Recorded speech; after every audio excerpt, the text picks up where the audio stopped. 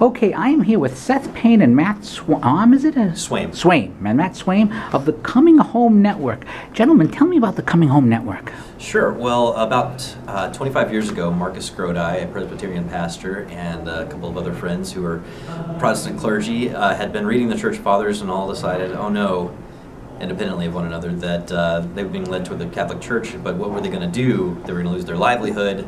If they became Catholic, their degree would be worthless, and so on and so forth. And so they got together with one another and looked at maybe how to create a plan for people who come from Protestant backgrounds, and what are the kind of social obstacles they face, and the apologetics obstacles as well, but a lot of the kind of support that people need when they want to come into the church and don't have a lot of people to talk to about it. Yeah, and so the Coming Home Network, what we do is we have a team that has one-on-one interactions with people, helping people who have questions, who have doubts, who have issues, who want to know how they come into the church, why they should come into the church, helping people through questions, but we also share a lot of stories. We produce the Journey Home for EWTN, and so we've been doing that for 20 years.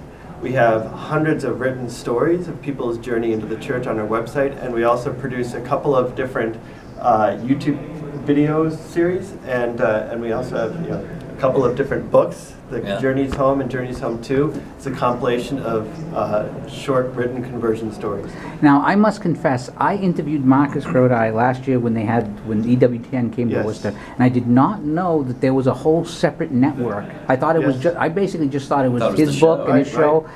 And I would imagine that a lot of people aren't aware that this was a whole thing that EWTN kind of said, hey, this is a good idea, let's do this, rather than it being... What happened, so Marcus started the Coming Home Network to work with Protestant pastors who wanted to become Catholic. And the show came later. Yeah, right? and then Mother Angelica approached him and said, you're doing such a great work, and you're telling these stories. And Mother Angelica said, there's so many parents out there whose children have left the faith, and if they could hear every week a story of someone that discovered the Catholic faith as an adult from some other tradition, then that would give them hope that there are children who left the Catholic Church and went to some evangelical, Pentecostal, Protestant, some other church, that there's hope that they can come back home.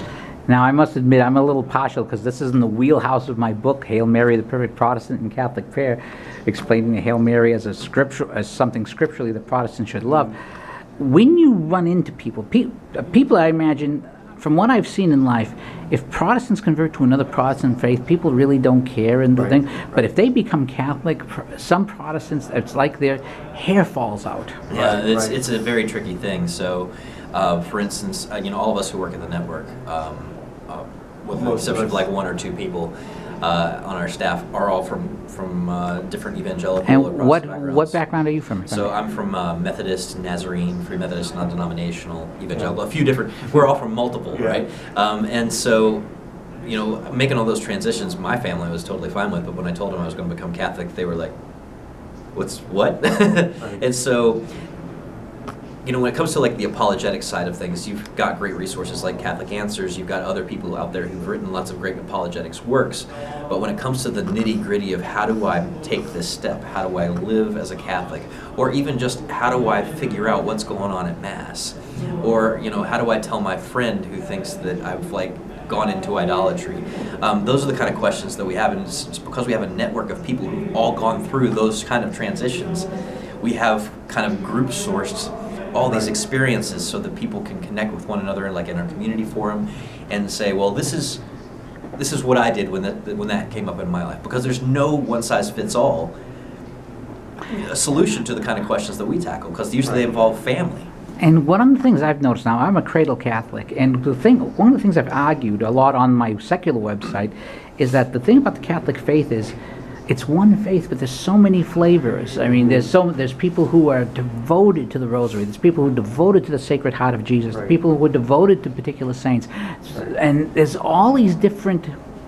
There's all this different English, but the same faith. Right. Yeah. The experience in the Protestant world is if you're a charismatic person, then you're in a Pentecostal church or one of those flavors.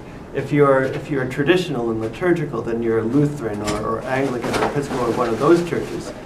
my wife is also a convert, and she spent 3 years working and living in Italy.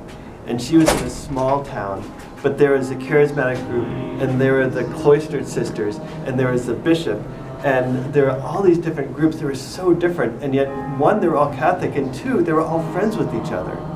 If you're a Protestant and you're charismatic, then you kind of stick with your own little group, and you don't spend any time with people that have a liturgical tradition, and vice versa.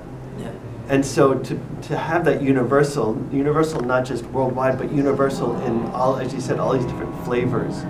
When you come into the Catholic Church, you can go to a charismatic service and then the next day go to a high church service, and it's all still the same. We're all still Catholic. And if people want to find out more about the Coming Home Network, where should they go? Yeah, just go to chnetwork.org. That's just chnetwork.org. We've got 20 seasons of The Journey Home online to stream for free, plus we have hundreds of conversion stories. Most of what we offer through the site is completely free. We have a store with some books if you want to pick up anything to have in your hand. Like, I'm going to have to talk you into carrying mine, too. And I also say that we also have, on the website, we have an online community.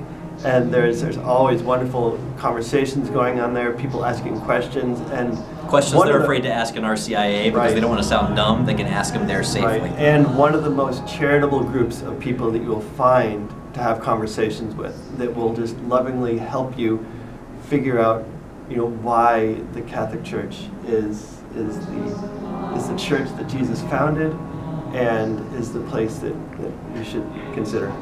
Matt Swaim, Seth Payne, thank you so much for your time. Thank you for your time.